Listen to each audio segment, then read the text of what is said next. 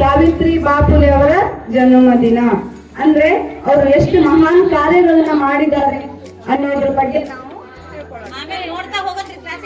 ಸಾವಿತ್ರಿ ಬಾಪುಲೆ ಅವರು ಆಧುನಿಕ ಭಾರತದ ಪ್ರಥಮ ಶಿಕ್ಷಕಿ ಆಗಿದ್ದಾರೆ.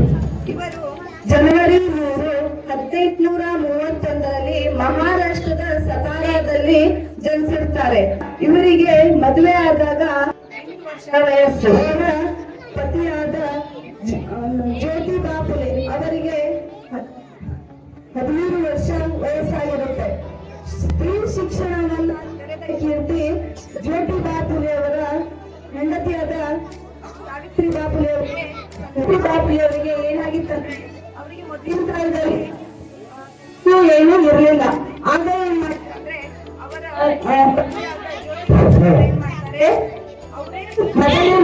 ಮನೆ ಮಕ್ಕಳ ಪಾಠಶಾಲೆ ಅವರ ಪತಿಯಾದ ಜ್ಯೋತಿ ಬಾಪುಲೆ ಅವರೇ ಅವರ ಗುರುಗಳ ಶಿಕ್ಷಣವನ್ನ ಕಲಿತಾರೆ.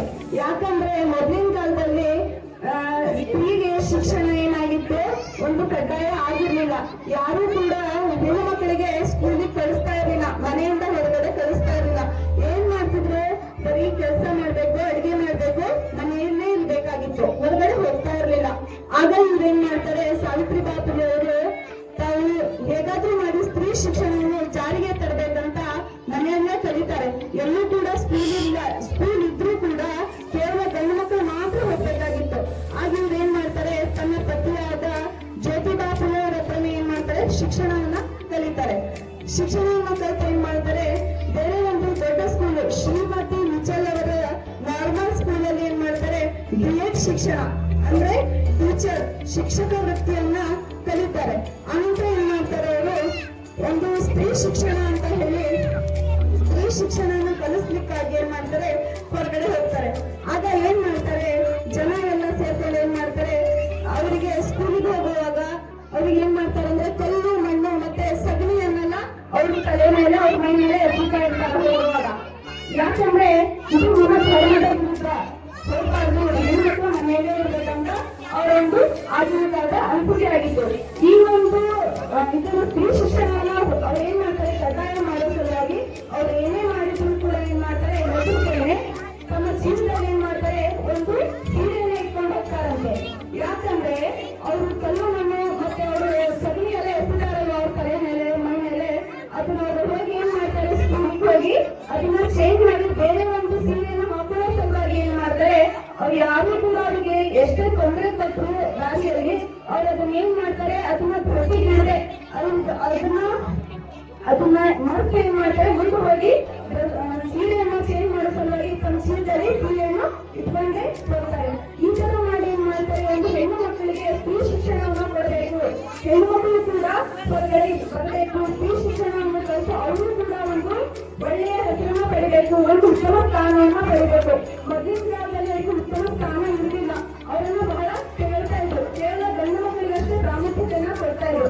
ಈ ಒಂದು ಇದನ್ನ ನಿಯಮವನ್ನ ತೆಗಿಬೇಕಂತ ಹೇಳಿ ಏನ್ ಮಾಡ್ತಾರೆ, ಅವರು ಹೊರಗಡೆ ಬಂದು ಶಿಕ್ಷಣವನ್ನ ಕಲಿತು ಎಲ್ಲರಿಗೂ ಕೂಡ ಏನ್ ಮಾಡ್ತಾರೆ, ಶಿಕ್ಷಣವನ್ನ ಕಲಿಯಲಿಕ್ಕೆ ಹಕ್ಕನ್ನ ಮಾಡಿಕೊಟ್ಟಿದ್ದಾರೆ. ಈಗ ಏನಾಗಿದೆ, ಗಂಡು ಮಕ್ಕಳಿಗಿಂತ ಹೆಚ್ಚಾಗಿ ಏನಾಗಿದೆ, ಹೆಣ್ಣು ಮಕ್ಕಳೇ ಶಿಕ್ಷಣವನ್ನ ಕಲಿತಾ ಇದ್ದಾರೆ. ಪ್ರತಿಯೊಂದು ಕ್ಷೇತ್ರದಲ್ಲೂ ಕೂಡ ತಮ್ಮ ಮಹಾನ್ ಸಾಧನೆಯನ್ನ ಮಾಡ್ತಾ ಇದ್ದಾರೆ.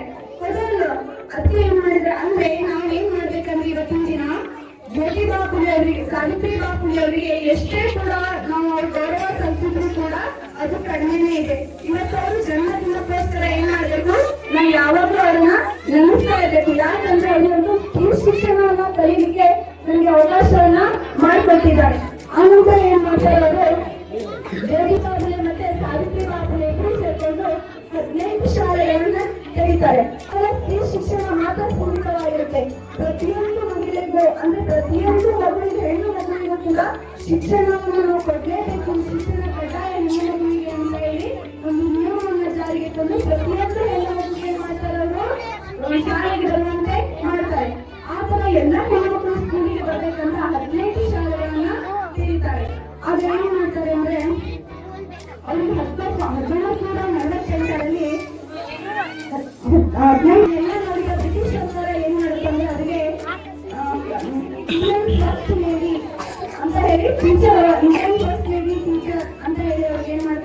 ಒಂದು ಬಿರುದನ್ನ ಕೊಡ್ತಾರೆ. ಅಂದ್ರೆ ನಾವು ಎಷ್ಟೊಂದು ಮಹತ್ವದ ಕೆಲಸವನ್ನು ಮಾಡಿ ನಮ್ಗೆ ಎಂತ ಒಂದು ಅವಕಾಶವನ್ನು ಕೊಟ್ಟಿದ್ದಾರೆ.